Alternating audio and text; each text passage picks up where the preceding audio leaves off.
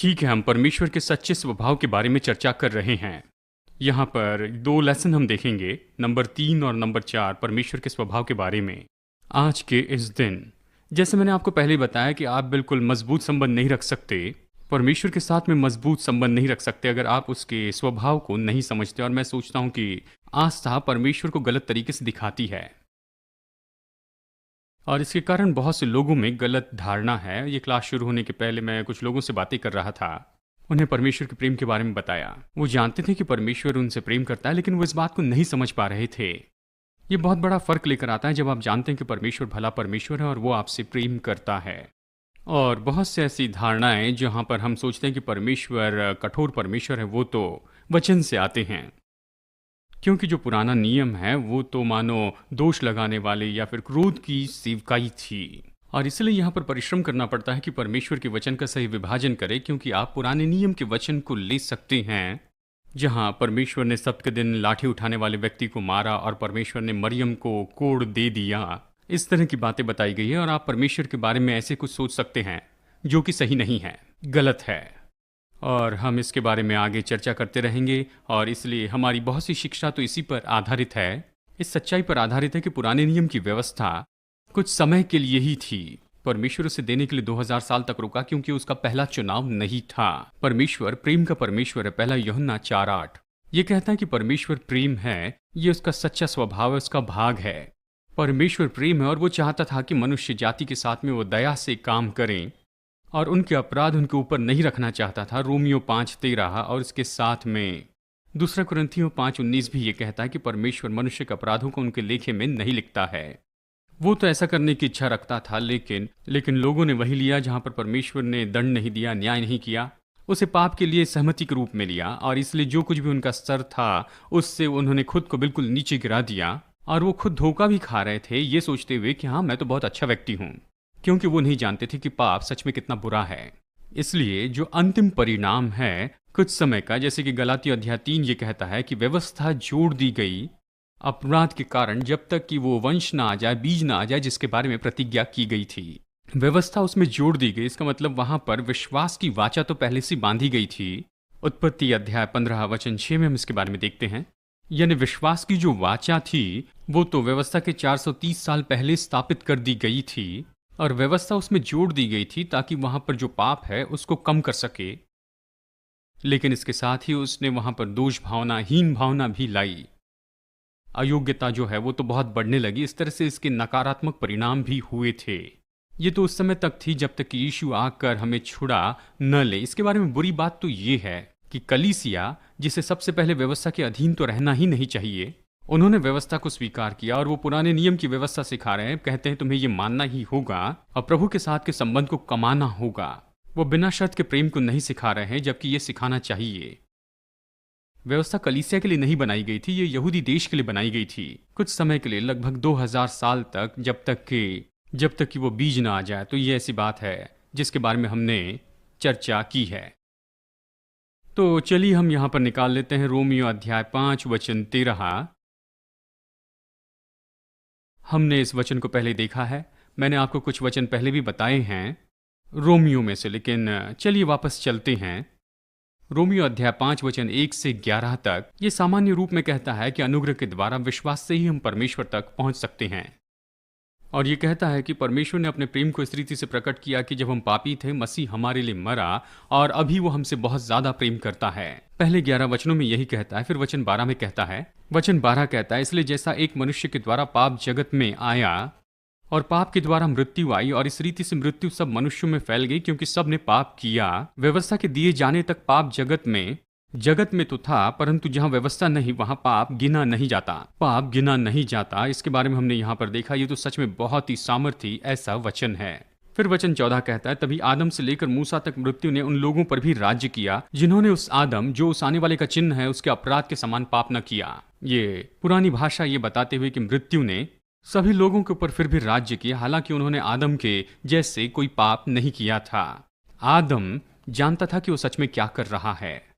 मैं इसे सिखाने के लिए ज्यादा समय नहीं लूंगा, लेकिन अगर आप उत्पत्ति अध्याय 3 निकालें, यहाँ सांप और हवा के बीच में जो चर्चा हुई ये ऐसे सुनाई देता है कि आदम कहीं पर दूर था, लेकिन यहाँ पर देखिए वचन 6 में ये कहता है कि उसने वो फल लेकर खाया और उसने अपने पति को भी दिया जो उसके साथ था। यहाँ इस पूरी चर्चा में आदम उसके साथ में था। वो सर्प के साथ बातचीत नहीं कर रहा था, लेकिन वो वहां पर था। और आदम यहाँ पर पहला तिमोथी अध्याय 2 में ये कहता है कि स्त्री भरमाई गई, लेकिन आदम ने आज्ञा भंग की। आदम जानता था कि वो क्या कर रहा है, और वचन हमें उसके विचार नहीं बताते हैं, लेकिन मुझे ऐसे लगता है कि जब हव्वा मर गई, हालांकि वो शारीरिक रूप में नहीं मरी, वहां उसके और परमेश्वर के बीच में अलगाव आ गया, लेकिन इस समय तो आदम अभी भी परमेश्वर के साथ में जुड़ा था। तो मैं विश्वास करता हूं कि अब आदम हव्वा के बीच में अलगाव था, लेकिन वो हव्वा से इतना प्रेम करता था कि उसने जानबूझकर वो फल खाया, हालांकि वो उसके परिणाम जानता था। ये जानते हुए कि वो मर जाएगा, वो जानबूझकर वो फल खाता है, वो उसके साथ रहना चाहता था। एक तरीके से कहिए तो वो बिल्कुल मसीह के जैसे था। उसने अपने जीवन को दे दिया अपनी पत्नी से प्रेम के कारण। ये इस तरह से कहता है कि जब तक कि व्यवस्था नहीं आई, पाप उनके लेखे में नहीं लिखा गया। इसका मतलब यह है कि परमेश्वर उनके अधर्मों को, उनके अपराधों को उनके लेखे में नहीं रख रहा था। उत्पत्ति 3 और 4 में देखते हैं, और आपको ये पहले बताया है। इसके कारण शायद कुछ लोग पूछेंगे कि लोग क्यों मरते हैं यदि परमेश्वर उनका अधर्म उन पर नहीं रखता है। तो देखिए, सबसे पहले परमेश्वर ये नहीं कर रहा था। वो लगभग 960 साल तक जिए, और उस समय हम देखते हैं मथुशेलह 969 साल तक जीवित रहा। व्यवस्था आने के पहले, दोष और हीन भावना आने के पहले लोग दीर्घायु जिया करते थे। तो ये यहां पर हमें कुछ बताता है। लेकिन देखिए, ये यहां पर पाप इसलिए राज्य करते रहा। मैं तो निश्चित नहीं जानता हूं क्या मैंने आपको ये बताया है। सोमवार शाम को सिखा, और मैं कभी कभी भूल जाता हूं क्या बताया। मैं इसे अच्छे से याद नहीं कर पाता कि क्या पिछले सोमवार को मैंने आपको ये बताया था या कब बताया। कुछ भी हो, इससे मैं कहता हूँ ये तो खड़ा और आड़ा परिणाम है पाप का। हालांकि परमेश्वर ये खड़ा न्याय नहीं ला रहा था पाप पर। पाप तो मानो शैतान के लिए भीतर आने का मार्ग था, और शैतान मनुष्य के जीवन को नाश करने लग गया। और लोग 969 साल तक जीने से लेकर नीचे आए, और जब बाढ़ का समय था, और परमेश्वर ने कहा मनुष्य की आयु तो 120 साल की होगी, और बाढ़ तो पतन के 1686 साल के बाद में आई थी। आदम हवा के पतन के बाद मनुष्य जो है, जिसकी आयु लगभग 1000 साल के आसपास की थी, वो नीचे केवल 200 साल की आयु तक आ गया। यहाँ पर पाप तो काम करते जा रहा था। हालांकि परमेश्वर न्याय नहीं कर रहा था, लेकिन पाप का दूसरा परिणाम है, और वो है कि शैतान को सीधा हुआ आपके जीवन में आने देता है। हालांकि परमेश्वर ने अपने न्याय को नहीं लाया, लेकिन फिर भी पाप तो मार्ग था कि शैतान को आपके जीवन में लेकर आए। इसीलिए नए नियम का विश्वासी जो कि अब व्यवस्था के अधीन नहीं है, तो क्या इसका मतलब यह है कि बस हम जाकर पाप में रहे? देखिए, ये तो बस यही बात हुई। परमेश्वर आपको दंड नहीं देगा, परमेश्वर आपका इनकार नहीं करेगा, लेकिन पाप जो है वो तो शैतान के लिए आपके जीवन में मार्ग खोलता है। इसलिए आपको ऐसा नहीं करना चाहिए। आमीन। इसलिए खैर, मैं इसके बारे में बहुत कुछ कह सकता हूं, लेकिन चलिए इस समय रोमियो अध्याय 6 में चले। यहां पर पौलुस कहता है रोमियो अध्याय 6 वचन 1 में, तो हमें क्या करना चाहिए? क्या हम पाप में ऐसे बने रहे कि अनुग्रह और ज्यादा होता रहे? ये एक अच्छा सवाल है। चलिए मैं ये कहता हूं कि यदि ये सवाल तो कभी नहीं उठता यदि आप केवल जो है सुसमाचार शुरू से लेकर अंत तक प्रचार करते, और वो आपको कभी ये सोचने के लिए विवश न करे कि क्या मैं पाप में जी रहा हूं, पाप से ऐसे निपटा जा रहा है तो ठीक है, मैं पाप में ऐसे ही जी सकता हूं। यदि ये सवाल नहीं उठता है तो आपने वो सुसमाचार नहीं सुना जो पौलुस ने बताया था, क्योंकि पौलुस ने ये सवाल 4 बार उठाया है। रोमियो अध्याय 6 में 2 बार, और फिर रोमियो 7 में 1 बार, फिर गलातियों में 1 बार। यानी पौलुस निरंतर जब भी वो सुसमाचार प्रचार करता था, वो उनसे कहता है, ठीक है, मैं क्या कह रहा हूं? क्या मैं तुमसे ये कह रहा हूं कि अभी पाप में जीना ठीक है? क्या आप जानते हैं कि बहुत से लोग, मैं तो शर्त लगाऊंगा कि 90% विश्वासी जो हैं, उनकी कलीसिया में कभी ये सवाल नहीं उठाया गया, क्योंकि वो तो बस पाप को ही मारते रहें। प्रभु तुम पर क्रोधित है, परमेश्वर तुम्हें आशीष नहीं देगा, तुम्हारी प्रार्थना का जवाब नहीं देगा। लोगों में ये कभी विचार नहीं आया कि तुम्हारा मतलब ये है कि पाप में मैं आगे बढ़ते रहूं क्योंकि मैं अनुग्रह में जी रहा हूं। ये विचार बहुत से लोगों में इसलिए नहीं आया क्योंकि वो संदेश नहीं सुन रहे जो पौलुस ने प्रचार किया। यदि आप सही तरीके से सुसमाचार प्रचार करते हैं तो आपको इस सवाल का जवाब देना ही होगा। क्या आपका ये कहना है कि बस आप पाप में जी सकते हैं? नहीं, मैं ये नहीं कह रहा हूं। वचन 2 में यहां पर पौलुस कहता है कि ऐसा ना हो, और ग्रीक में यहां पर यह कहता है कदापि नहीं। मतलब ये तो इस तरह से कहता है कि इस शब्द का उपयोग करता है। सच में एक अनुवाद कहता है, मैं उसके शब्द कहूंगा कि बिल्कुल नहीं। इस शब्द का उन्होंने उपयोग किया, इस तरह उसका अनुवाद किया गया। और और पौलुस ये नहीं कहता है कि हमें पाप में जीते रहना है। सच तो यह है कि कदापि नहीं, और कदापि नहीं इसका मतलब यह है कि पूरी तरह से नकारात्मक। कदापि नहीं, आपको ये बिल्कुल नहीं करना है। लेकिन फिर से ये सवाल उठता है, रोमियो अध्याय 6 में यहां पर पौलुस 2 कारण देता है कि आप पाप में क्यों नहीं जीते हैं। और मैं सोचता हूं मेरे पास इन 2 कारण को बताने के लिए 4 या 5 घंटे होते, क्योंकि ये बहुत ही सामर्थी है और ये आपके दिमाग में से झुर्रियां दूर कर देगा। बहुत से लोगों ने इसके बारे में नहीं सोचा। हमें सिखाई गई बहुत सी बातों के ये विपरीत ही होगा। लेकिन इसे देखिए, रोमियो अध्याय 6 वचन 1। तो हम क्या करें? क्या हम पाप में रहे कि अनुग्रह बहुत हो? कदापि नहीं। हम जब पाप के लिए मर गए तो फिर आगे की उसमें कैसे जीवन बिताएं?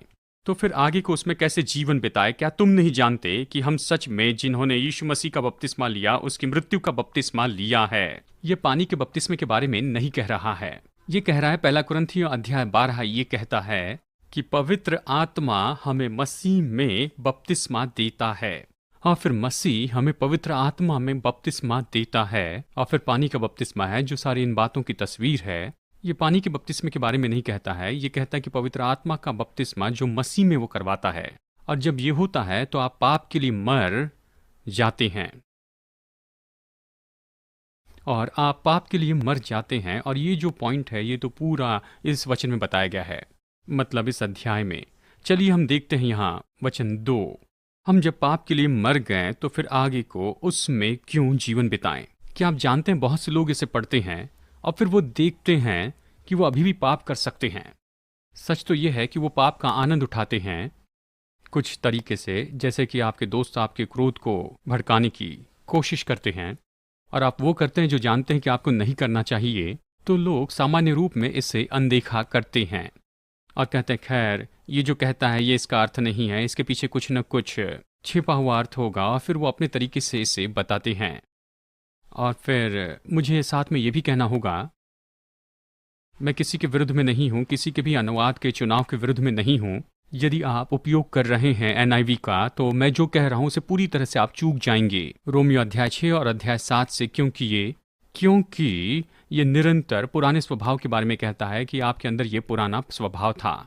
और ये वचन जो भी कह रहे हैं ये तो बिल्कुल उससे परे हैं। ये कह रहा है कि आप तो पाप के लिए मर गए हैं। आपका पुराना मनुष्यत्व तो मर गया, चला गया, अब ये अस्तित्व में नहीं है। आप में पुराना मनुष्यत्व नहीं है। अब आपके अंदर वो पाप में स्वभाव बिल्कुल नहीं है। और लोगों को इन चीज़ों से निपटना बहुत मुश्किल होता है, क्योंकि जहाँ तक कि जो स्वभाव की बात आती है लोग उससे अच्छे से नहीं निपटते।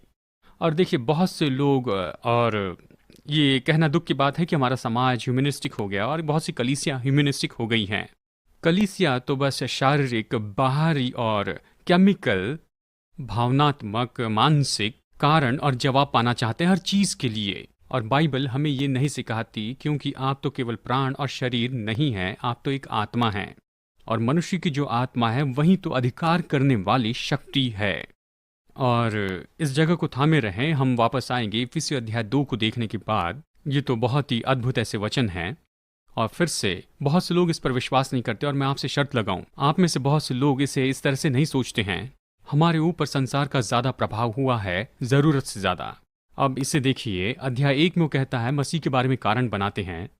और फिर अध्याय 2 वचन 1 में वो कहता है, उसने तुम्हें भी जिलाया जो अपने अपराधों और पापों के कारण मरे हुए थे, जिनमें पहले तुम इस संसार की रीति पर और आकाश के अधिकार के हाकिम अर्थात उस आत्मा के अनुसार चलते थे जो अभी आज्ञा न मानने वालों में कार्य करता है। ये कहता है कि हम सब लोग नया जन्म पाने के पहले हम तो इस संसार के आकाश के अधिकार के हाकिम के सामर्थ्य में चलते थे, यानी ये तो दुष्ट आत्माओं के बारे में कहता है। और फिर तुम सब आज्ञाभंग करने वालों की संतान थे। और फिर देखिए वचन 3 कहता है, इनमें हम भी सब के सब पहले शरीर की लालसाओं में दिन बिताते थे और शरीर और मन की इच्छाएं पूरी करते थे, और अन्य लोगों के समान स्वभाव से ही क्रोध की संतान थे। आपके अंदर पाप का स्वभाव आपके अंदर ही था। और फिर से जब आप नया जन्म पाते हैं तो आपका स्वभाव बदलता है, आपकी शारीरिक देह नहीं बदलती है। नया जन्म पाने के पहले यदि आप स्त्री और पुरुष थे, तो नया जन्म पाने के बाद में अभी भी आप स्त्री और पुरुष ही हैं, आपका शरीर नहीं बदला है।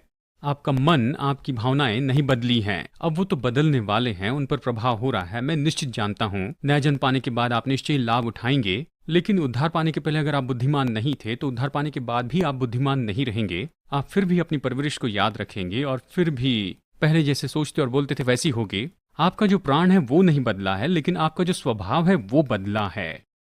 आप जानते हैं, उद्धार पाने के पहले जो आपका पाप करने का जो स्वभाव था, ये तो आपकी पाप की क्रियाओं ने आपको एक पापी नहीं बनाया है, लेकिन ये आपके पाप का स्वभाव है जो आपको पाप करवाता था। इसमें बहुत बड़ा फर्क है। आप जानते हैं, मेरे पास कुत्ते हैं और मुझे कुत्ते पसंद हैं। आप जानते हैं, कुत्ते कभी कभी अजीब काम करते हैं।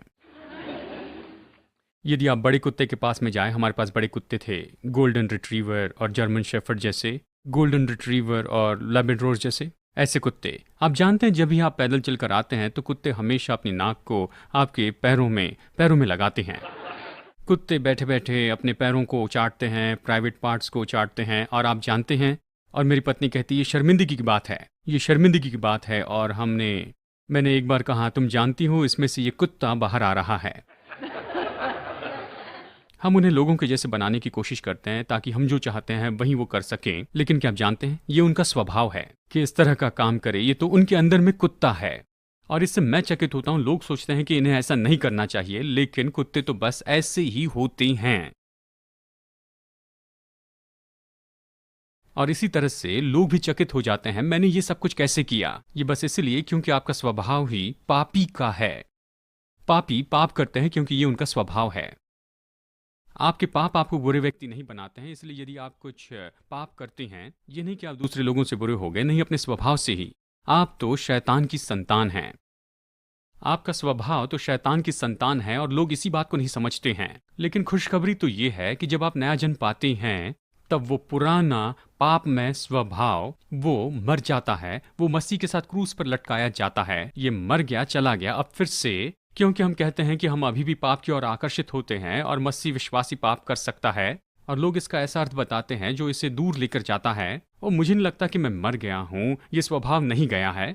इसका बस यही अर्थ है कि मुझे इसे प्रतिदिन क्रूस पर चढ़ाना है और मेरा पुराना स्वभाव जो है प्रतिदिन उभर कर आता है और मुझे प्रतिदिन उसके लिए मरना पड़ता है। आप पुराने मनुष्यत्व पर पुनरुत्थान की सामत रखते हैं और ये बात सच नहीं है।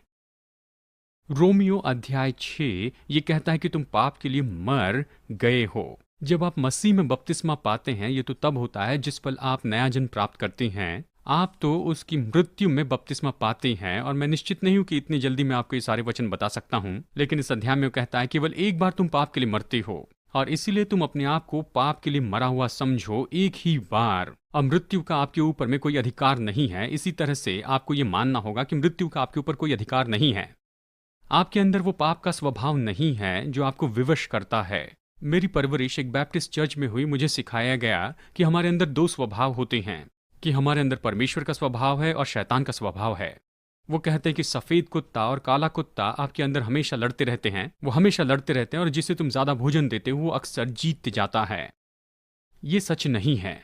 आपके अंदर पाप का स्वभाव नहीं है। जब आपने नया जन्म पाया तो आप उसके लिए मर गए, पाप के लिए और अपराधों के लिए मर गए। आपका पुराना जो स्वभाव है वो चला गया है। अभी आप ऐसे दुचित्ते व्यक्ति नहीं हैं। आप में एक ही स्वभाव है। आप मसीह में बपतिस्मा पाए हुए हैं। वचन 4 कहता है, अतः उस मृत्यु का बपतिस्मा पाने से हम, यह है रोमियो अध्याय 6 वचन 4। वचन 4 कहता है, अतः उस मृत्यु का बपतिस्मा पाने से हम उसके साथ गाढ़े गए, ताकि जैसे मसीह पिता की महिमा के द्वारा मरे हुए में से जिलाया गया, वैसे ही हम भी नए जीवन की सी चाल चले, जीवन की नवीनता में चले। ध्यान दे कि यह कहता है कि हम उसकी मृत्यु में बपतिस्मा पाए हैं और अब हमें चलना चाहिए।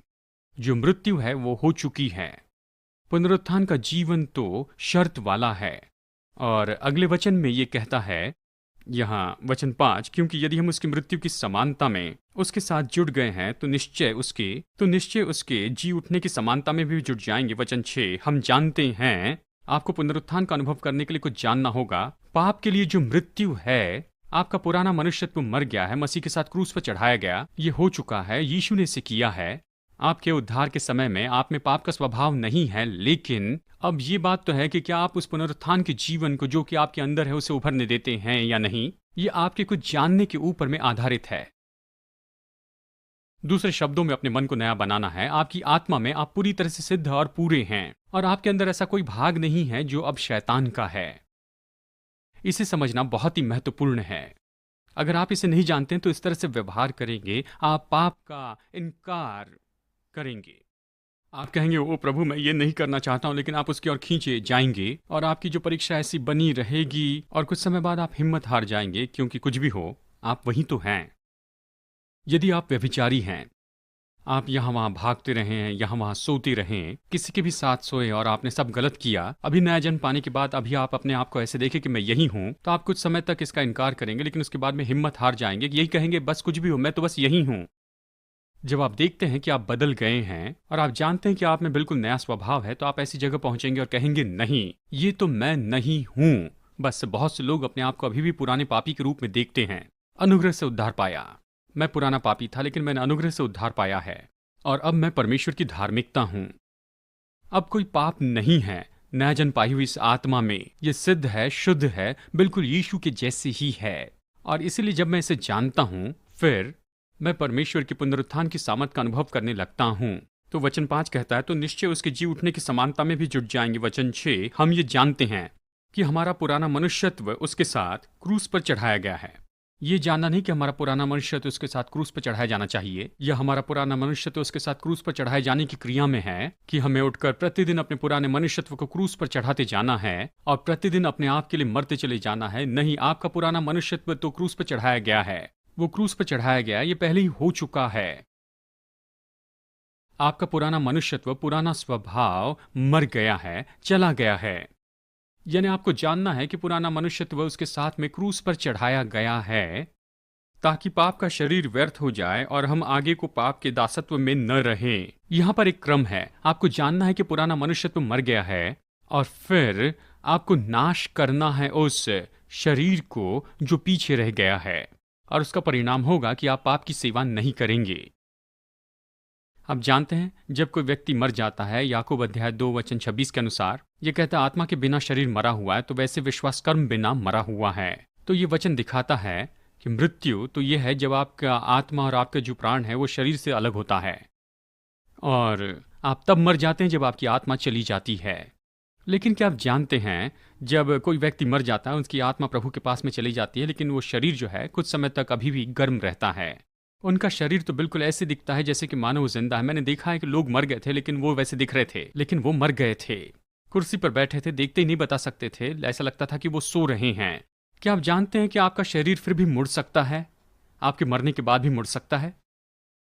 मेरे एक दोस्त हैं जो ऑल टॉप्सिंग कर रहे थे किसी व्यक्ति पर पार्कलैंड हॉस्पिटल में 13वीं मंजिल पर। उस हॉस्पिटल में उन्होंने स्लैब को निकाला और वहां पर रखा स्ट्रेचर पर, और उसके बाद में अपने टूल्स लेने के लिए वो मुड़ गए कि उस डेड बॉडी को खोल कर देख सके। जब मुड़ा, देखा कि वो तो बैठा हुआ है, उसकी आंखें ऐसे खुली थी और उसके हाथ इस तरह से ऐसे हिल रहे थे।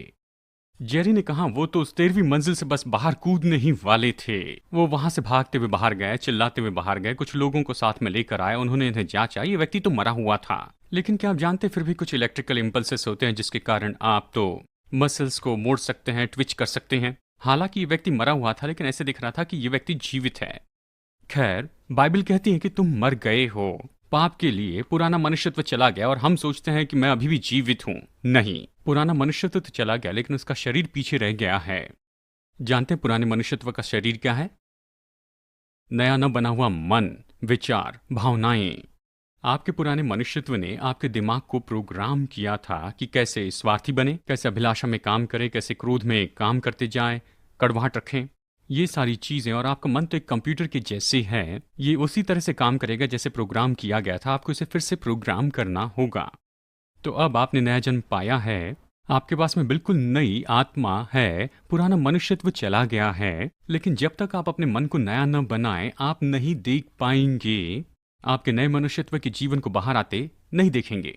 आपको जैसे सिखाया गया था वैसे ही आप करते रहेंगे। यही तो कारण है कि रोमियो अध्याय 12 वचन 2 कहता है, इस संसार के सदृश्य न बनो, लेकिन अपने मन के नए हो जाने से तुम बदलते चले जाओ। आपकी आत्मा का तो उद्धार पहले ही हो चुका है। ऐसी कोई भी बात नहीं जो आपको जबरदस्ती करे कि आप भक्तिहीन जीवन जीते चले जाएं।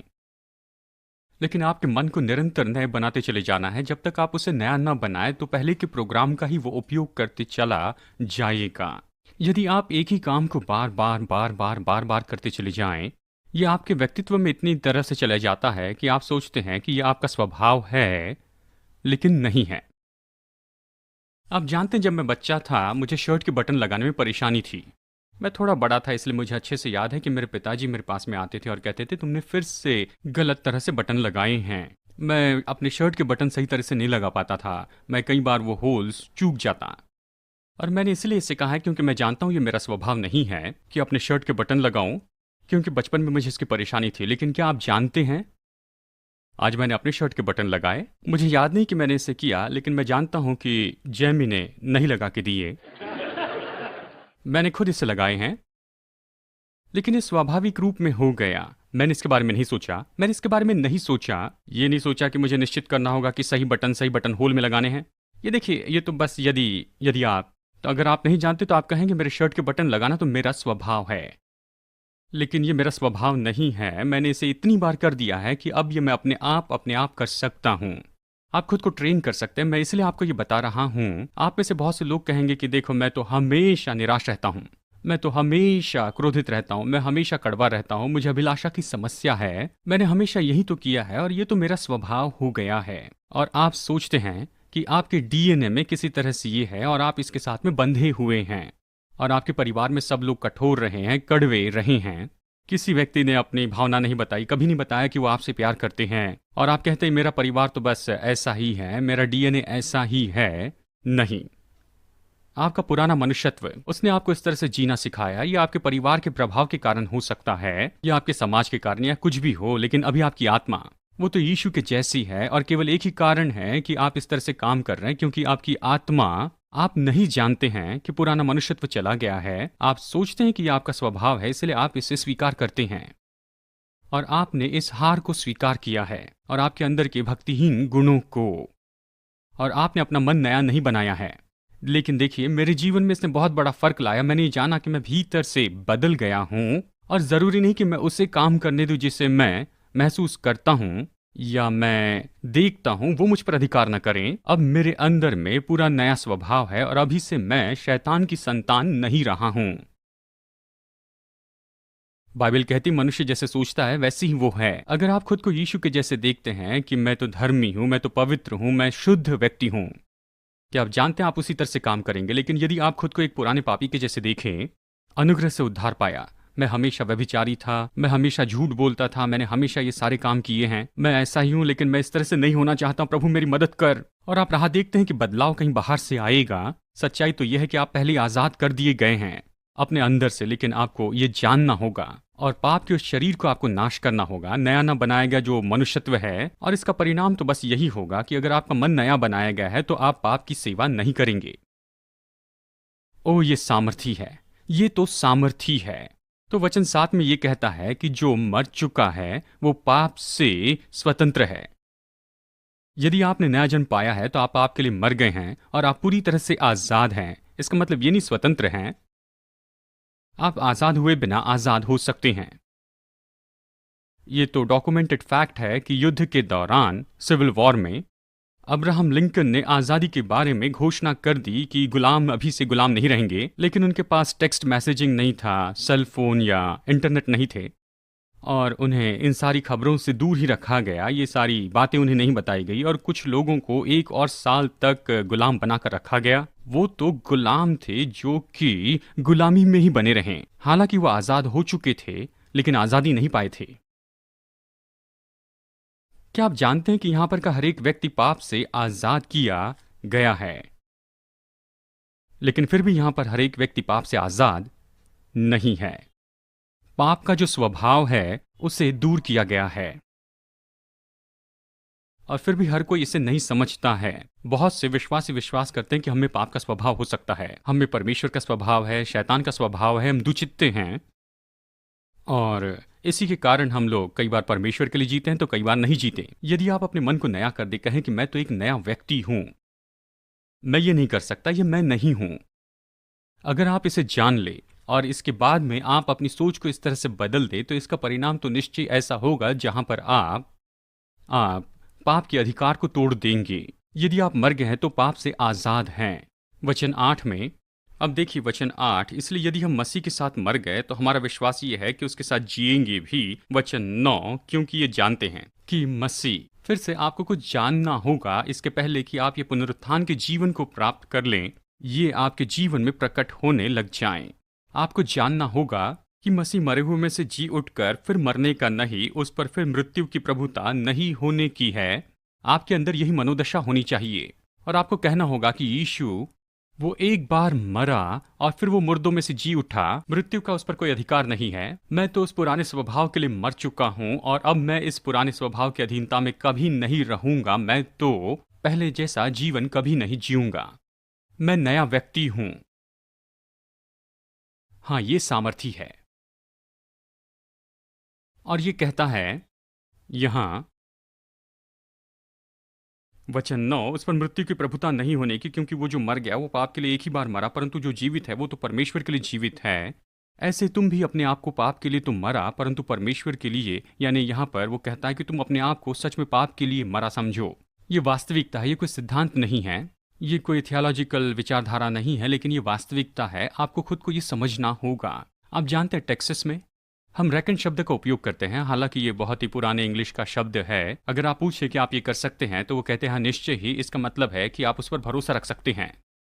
जब आप किसी बात पर भरोसा करते हैं तो ये पूरा काम पूरा हो चुका है। आप इस पर भरोसा रखें, इसे आप गिनती करें और समझ ले कि ये हो चुका है, इसी तरह से इसे मान ले। ऐसे ही तुम भी, मतलब एक बार जो यीशु पाप के लिए मर चुका है और पाप का उस पर कोई अधिकार नहीं रहा, तो आपको निश्चय खुद को एक बार पाप के लिए मरा हुआ व्यक्ति समझना ही होगा और पाप का आपके ऊपर कोई अधिकार नहीं रहा है।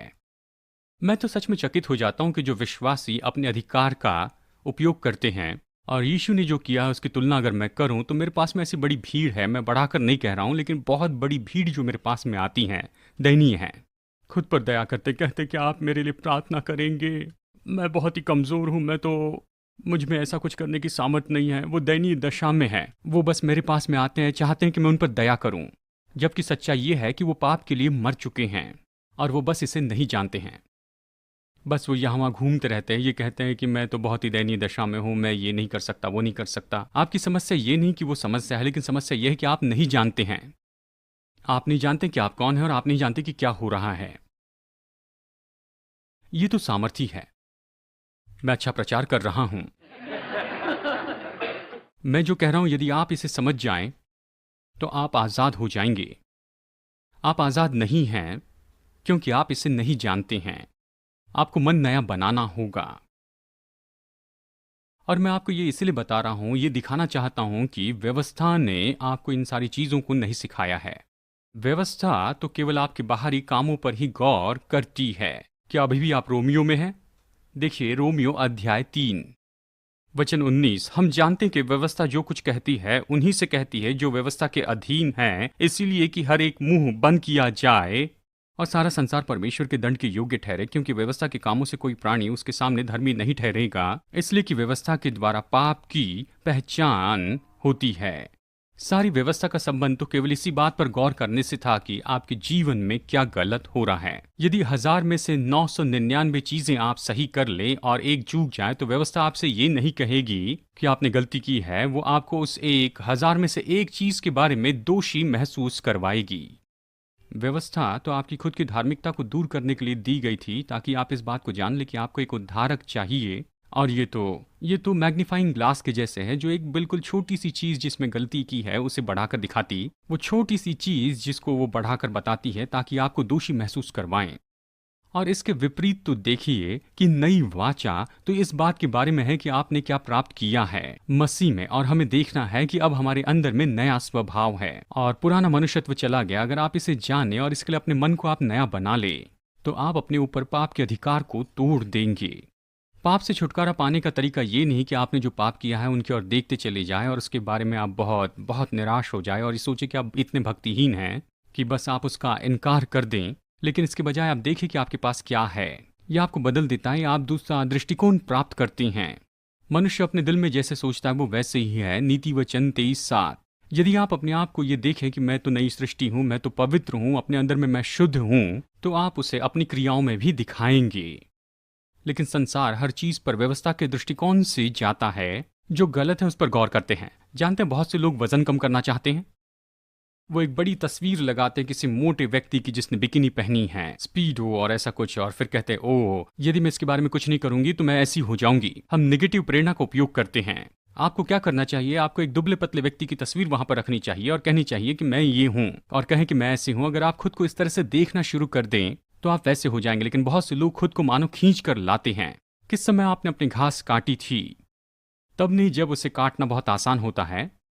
आप राह देखते हैं कि और कहते हैं पड़ोसी और बाकी सब लोग मेरे बारे में कहेंगे, होम और एसोसिएशन मेरे विरुद्ध में आ जाएंगी। आप नकारात्मक मोटिवेशन की राह देखते हैं कि वो आपको प्रोत्साहित करती जाएं।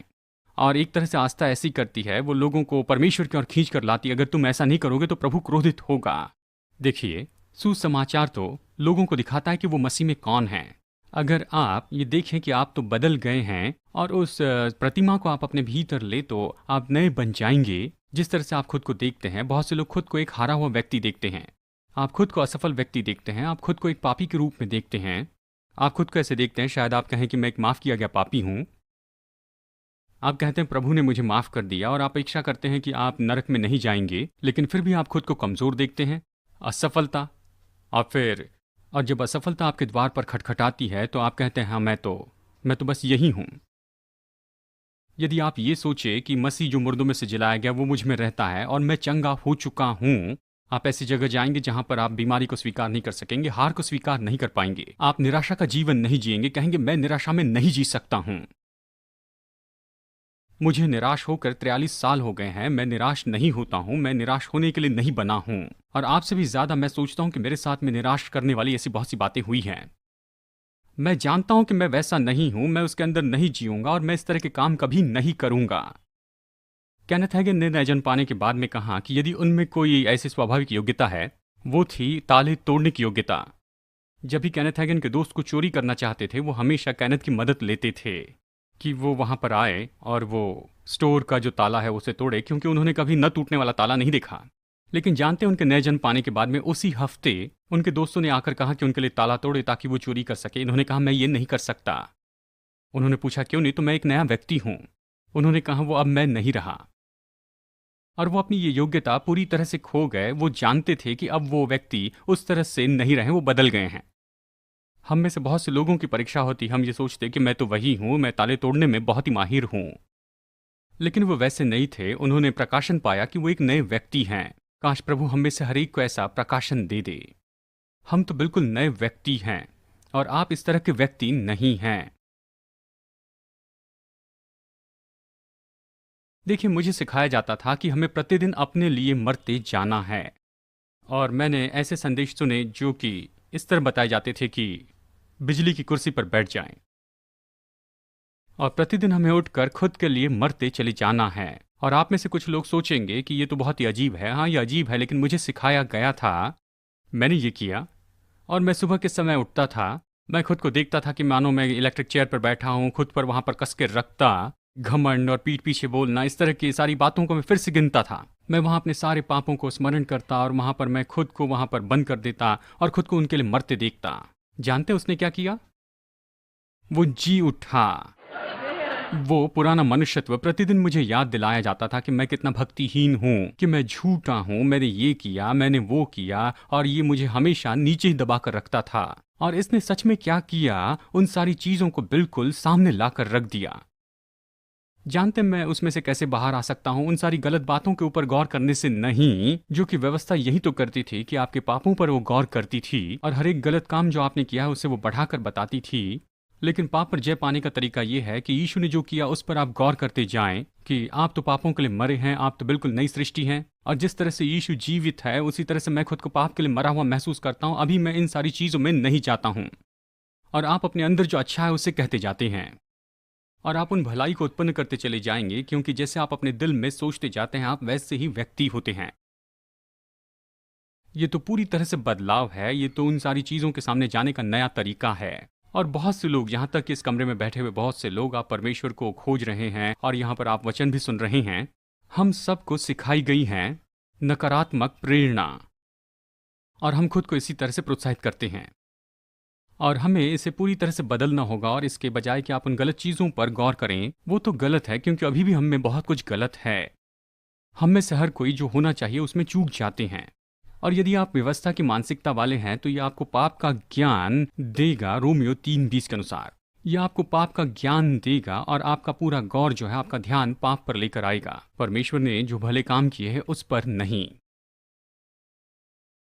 और ये आपको दोषी ठहराएगा। अगले सेशन में मैं इसके बारे में आपको बताऊंगा कि व्यवस्था ने क्या किया। व्यवस्था ने तो पाप को बिल्कुल जीवित कर दिया। इसने पाप को बल दिया, इसने मृत्यु की सेवा की, इसने दोष भावना लाई। देखिए, व्यवस्था तो आपको नीचे गिराने के लिए है, और दुख की बात यह है कि बहुत से लोग अभी भी व्यवस्था की मानसिकता में हैं कि हम बस खुद को परमेश्वर की ओर लेकर आए, ये जानने के बजाय कि हम मसीह यीशु में कौन हैं।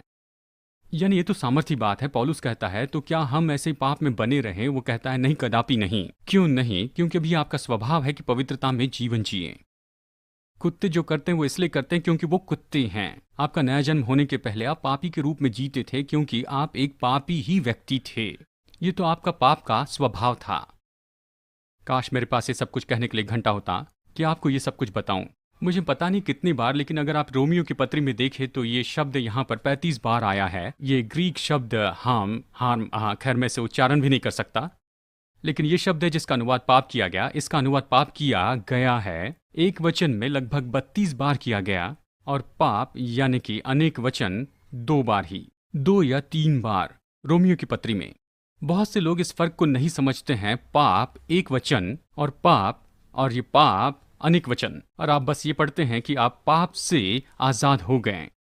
तो आप सोचते हैं कि इसका मतलब मुझे ये नहीं करना चाहिए, पाप की क्रियाओं को नहीं करना चाहिए। ये खैर आगे जाकर ये तो उसके उत्पादन होते हैं, लेकिन पाप, ये एक वचन का जब उपयोग होता है, ये आपके पाप के स्वभाव के बारे में कहता है। जो मर गया है वो पाप से आजाद हो गया है, पाप के स्वभाव से। और एक बार जब आप समझ लेते हैं कि पाप का स्वभाव तोड़ दिया गया है, ये इच्छा जो आपके भीतर में थी, जो आपके अंदर इच्छा थी, जो आपको पाप करने लगाती थी, एक बार जब आप समझ लेते हैं कि वो तोड़ दिया गया है, तो फिर निश्चय ही कुछ समय बाद आप उन पापों से भी छुटकारा पाएंगे जो कि अनेक वचन में पाप होते हैं। लेकिन बहुत से लोग इस विचार को नहीं जानते, जबकि बाइबल में बहुत ही स्पष्ट बताया है। ये तो एक निरंतर होने वाली बात है। जब मैं अपनी सभा में होता हूं, मैं लोगों की प्रार्थना में अगुवाई करता हूं, इस तरह से कहने में कि पिता, मैं अपने पाप के लिए माफी चाहता हूं, एक वचन। और 100 में से 99 बार लोग इस तरह से दोहराते हैं कि मुझे मेरे पापों के लिए तू माफ कर, अनेक वचन।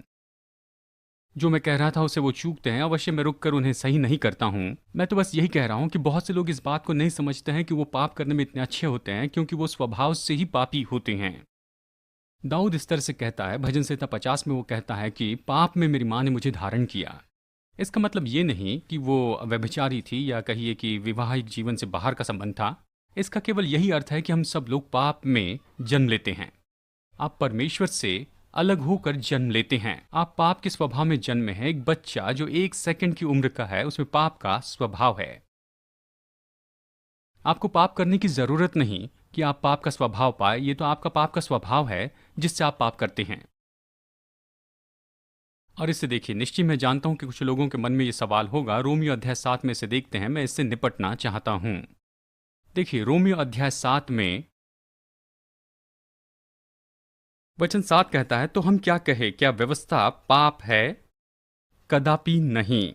वरन बिना व्यवस्था के मैं पाप को नहीं पहचानता। व्यवस्था यदि न कहती कि लालच न करना, तो मैं लालच को न जानता। परंतु पाप ने अवसर पाकर आज्ञा के द्वारा मुझ में सब प्रकार का लालच उत्पन्न किया है। लालच यहाँ पर जो शब्द है, इसका मतलब है जिस पर नियंत्रण नहीं की जाती ऐसी अभिलाषा, बहुत ज्यादा अभिलाषा। और पाप ने अवसर पाकर आज्ञा के द्वारा, देखिए यानी आज्ञा ने पाप की मदद की है, मुझ में सब प्रकार का लालच उत्पन्न किया है। क्योंकि बिना व्यवस्था का पाप मुर्दा है। मैं तो व्यवस्था के बिना पहले जीवित था, परंतु जब आज्ञा आई तो पाप जी उठा और मैं मर गया। ध्यान दे, ये नहीं कहता कि पाप आया, पाप तो वहां पर था, वो केवल जी उठा। बच्चा तो पाप के स्वभाव के साथ ही जन्म लेता है। फिर से कहता है रोमियो अध्याय 5:12 में, मुझे लगता है ये कहता है कि एक मनुष्य के द्वारा पाप जगत में आया। ध्यान दिए, कहता है पाप एक वचन। ये बहुत से पाप नहीं, लेकिन जो पाप है एक मनुष्य के द्वारा इस पृथ्वी पर आया, जगत में आया। आदम ने आपको पापी बनाया। आपने जो किया उसने आपको पापी नहीं बनाया। आप पापी के रूप में पैदा होते हैं और इसी के कारण आप पाप करते चले जाते हैं। आप पाप के स्वभाव के साथ जन्मे हैं। और पौलुस कहता है कि व्यवस्था के आने के पहले मैं तो जीवित था, लेकिन जब व्यवस्था आई तो पाप जी उठा। पाप नहीं आया, पहले से वो वहां पर था, वो बस जीवित हो गया। मेरे पास समय कम है, मैं इसे संक्षिप्त में बताना चाहूंगा। मैं ये विश्वास करता हूं कि जब बालक का जन्म होता है उनमें पाप का स्वभाव होता है, लेकिन ये उनके लिए गिना नहीं जाता जब कोई व्यवस्था नहीं होती है। रोमियो 5:13। हालांकि बच्चे में पाप का स्वभाव होता है और यदि वो बच्चा मर जाता है वो प्रभु के पास में जाते हैं, क्योंकि वो पाप उनके ऊपर रखा नहीं जाता है। और आप इसे दूसरा शमूएल अध्याय 12 में देखते हैं, जहां पर दाऊद अपने ही बेटे के बारे में कहता है। यानी जब कोई बच्चा मर जाता है वो प्रभु के पास में जाता है, लेकिन हर एक व्यक्ति के जीवन में ऐसा समय आता है जहां आप जानबूझकर आज्ञा तोड़ते हैं। आपके माता पिता नहीं, आपके शिक्षक नहीं, लेकिन आप जानते हैं कि आप प्रभु के विरुद्ध पाप करते हैं। रोमियो अध्याय 1:18 से 20 तक कहता है कि आपके पास में परमेश्वर का ज्ञान होता है मनुष्य के सारे अधर्म के कामों के बारे में। और हम सब पाप के स्वभाव से शुरू करते हैं, लेकिन वो हम पर नहीं डाला जाता है। हम परमेश्वर के लिए सचेत हो सकते हैं। अगर हम मर जाते हैं तो हम परमेश्वर के पास में जाते हैं, लेकिन कहीं तो भी हर व्यक्ति उस रेखा को पार करता है जहां पर जानबूझकर परमेश्वर के विरुद्ध में जाता है और वो इच्छा से जाकर पाप करते हैं। वो जानते हैं कि ये गलत है, लेकिन फिर भी इसे करते हैं। अगर आप ऐसे करते हैं, पाप जी उठता है। पाप एक वचन, वो जी उठता है। आपके पाप का स्वभाव जीवित होता है और उस समय के बाद से यदि उसके बाद आप मरते हैं, आपने जानबूझकर परमेश्वर की आज्ञा भंग की है, इसलिए वो पाप का स्वभाव ही आपके लेखे में गिना जाता है और आपको नया जन्म पाना होगा, नहीं तो फिर नरक में जाएंगे। और इसे लोग लेखा देने की उम्र कहते हैं। और कुछ लोग तो या चर्च जो है इसके ऊपर 12 साल की उम्र लगाते हैं, लेकिन ये तो अलग होता है। मैं जानता हूं जब मैं 8 साल का था तब मैंने पाप किया था और मुझे ये याद है। मैं जानता था कि ये मेरे माता पिता की इच्छा के विरुद्ध में नहीं, ये तो किसी के विरुद्ध में नहीं था, ये बस केवल परमेश्वर के विरुद्ध में था। मैंने जानबूझकर उसे किया जो मुझे नहीं करना चाहिए था। और मैंने जाना कि मैंने पाप किया और उसी दिन पाप जीवित हो गया और उसी हफ्ते मैंने नया जन्म पा लिया। वो शुक्रवार के दिन हुआ और मैंने रविवार को नया जन्म पाया। पहली बार जब मैंने जाना कि मैंने परमेश्वर के विरुद्ध में पाप किया है, इसने मुझे बहुत कायल किया और मैंने नया जन्म पाया बस कुछ ही दिनों में, या कहिए कुछ घंटों में ही। लेकिन हर व्यक्ति की उम्र होती है। मैं उस समय 8 साल का था जब ये मेरे साथ हुआ। मेरा बड़ा बेटा जोशुआ 3.5 साल का था जब उसने नया जन्म पाया। उसने सही गलत के फर्क को जाना और उसने नया जन्म पाया, आत्मा से भर गया, आत्मा के वरदानों से भर गया और लंगड़े लोगों को चलते हुए देखने लगा 3.5 साल की उम्र में ही। मैं विश्वास करता हूँ कुछ लोग 20 या 30 साल के भी हो सकते हैं, जो लोग दिमागी अपाहिज होते हैं या जो भी हो, वो लेखा देने की उम्र तक कभी नहीं पहुंचते। यानी मैं नहीं सोचता कि कैलेंडर पर एक गोल बनाए और कहे कि ये दिन है, लेकिन हर एक व्यक्ति के अंदर पाप का स्वभाव होता है, लेकिन वो उनके लेखे में नहीं गिना जाता तब तक जब तक कि आप जानबूझकर उस व्यवस्था को तोड़ नहीं देते। ये नहीं कि बस कुछ गलती करे और आप वहां पर असफल हो जाते हैं, लेकिन आप जानबूझकर बलवा करते हुए से करते हैं, पाप में जीते हैं, तो आपका पाप जी उठता है। पाप का स्वभाव, पाप जो एक वचन है, पाप का स्वभाव जी उठता है और आप मर जाते हैं। पौलुस इसी के बारे में कह रहा है। लेकिन जब आप नया जन्म पाते हैं, परमेश्वर आपके अंदर से पाप का स्वभाव निकाल देता है। उसके बाद में आपको जरूरी नहीं है कि आप किसी तरह से पाप के अंदर विवशता में जीवन जिए। आप केवल एक ही तरीके से पाप में जी सकते हैं, क्योंकि आपने अपने मन को नया नहीं बनाया। आप अभी भी खुद को पापी ही देखते हैं और आप बस केवल थोड़ा सा इनकार करते हैं। लेकिन अगर वो इच्छा आपके अंदर बनी रहती तो आप कहते ओ मैं तो केवल पुराना पापी हूं। अनुग्रह से उद्धार पाया और आप उस पाप में गिर जाते हैं। यदि आप जाने कि आप कौन हैं, अगर आप इस बात को जाने कि पुराना मनुष्यत्व क्रूस पर चढ़ाया गया है, तो आप पाप के उस शरीर को नाश कर देंगे और उसका परिणाम ये होगा कि आप इसके आगे पाप की सेवा नहीं करते रहेंगे। ये तो अद्भुत है। ये तो बहुत ही अद्भुत है। जैसे मैंने कहा कि ये तो बहुत से लोगों के लिए बिल्कुल नया विचार है। आपने अनुमान लगाया कि आप में अभी भी वो पुराना पाप में स्वभाव है। आप तो अपने अंदर से पूरी तरह से बदल गए हैं और केवल एक ही तरीके से आप हार में जी सकते हैं, वो है कि बस आप इसी तरह से प्रोग्राम किए गए हैं। आप खुद को हारा हुआ सोचते हैं और जितने जल्दी आप अपने मन को नया बनाएंगे, आप इस तरह से जी सकेंगे, काम कर सकेंगे और यीशु के जैसे आप परिणाम पाएंगे, क्योंकि आप बिल्कुल अपने अंदर वैसे ही हैं। क्या यह अद्भुत नहीं है? मतलब ये सामर्थ्य है। स्कूल को चलाने का यही तो एक योग्य मकसद है। अगर आप इसे समझ लें तो यह आपके जीवन को बदल देगा।